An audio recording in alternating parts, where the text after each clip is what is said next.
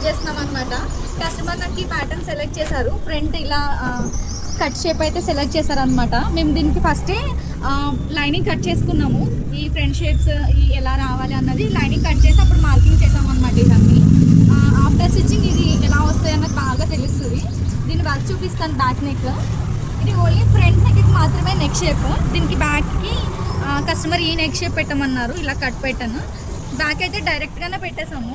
వర్క్లోనే పెట్టారనమాట కటింగ్. ఇది back neck. Hook ఏమీ రాదు, జస్ట్ డైరెక్ట్గా వస్తుంది పైన హై నెక్లో. ఇదంతా కట్ అయిపోతుంది. మసభయ్య హాయ్ గులు అయితే చాలా బాగా వచ్చింది అనమాట. మొత్తం సారీ మొత్తం పర్పుల్ ఇంకా గోల్డే, కలర్ కాంబినేషన్ ఏం లేదు, అందుకని ఓన్లీ వర్క్ గోల్డ్ చేపించాను. బ్యాక్ నెక్ అయితే చాలా బాగా వచ్చిందనమాట. చిన్న సైజు, అందుకే ఆల్ ఓవర్ వర్క్ లాగా మొత్తం కంప్లీట్గా ఉంది. బుట్టీస్ కూడా చాలా బాగా వేశారు. ఫ్రంట్కి ఇలా మనకి స్కాలప్ కట్ ఉంది కదా ఫ్రంట్లో, అలానే బ్యాక్కి కూడా వేశారనమాట. మనకి స్టిచ్చింగ్లో కూడా సేమ్ ఇదే కట్ ఇలానే వస్తుంది.